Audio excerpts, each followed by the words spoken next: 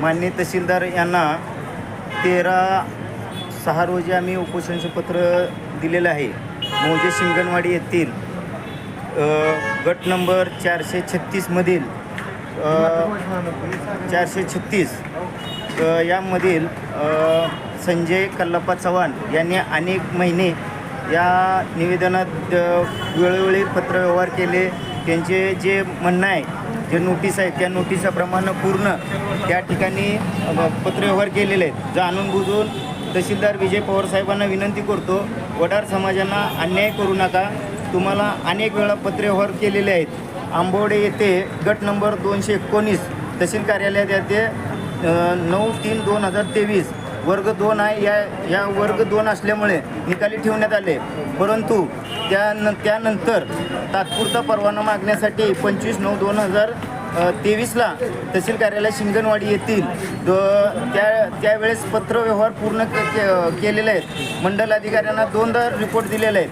त्यांनी उपविभाग कार्यालय यांना पत्र दिनांक 13/3/2023 8 व शिर्ते रद्द करून मार्गदर्शनबाबत जिल्हाधिकाऱ्यांना मागवण्यात आलेले आहे. परंतु जिल्हाधिकारी कार्यालयात 9/4/2023 पत्र अपील क्रमांक निर्देश महाराष्ट्र शासन पत्राप्रमाणे मुंबई यांच्या 2/3/2022 अधिसूचनेप्रमाणे वडार समाजाला देण्यात यावे म्हणून असे कळवले.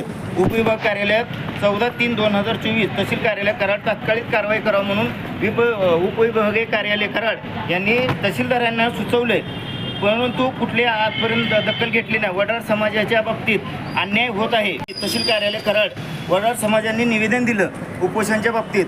त्यानंतर तहसील कार्यालय कराड यांनी 14/6/2000 रोजी मुद्द्याची पूर्तता करा म्हणून यांनी तात्पुरतं मलमपट्टी करण्यासाठी पत्रव्यवहार केले.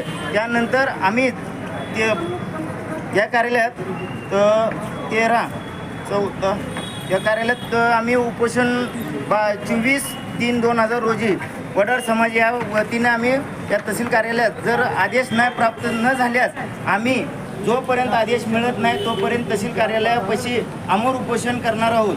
आणि जर दखल नाही घेतल्यास आम्ही इथं मंडप मारणार नाही, कुठलं काय करणार नाही. हाय असं पावसात उन्हात आमचा समाज ह्या ठिकाणी येऊन बसणार आहे. याची दखल माननीय तहसीलदार पवार साहेब यांनी घ्यावं एवढी विनंती आहे. तात्कालिक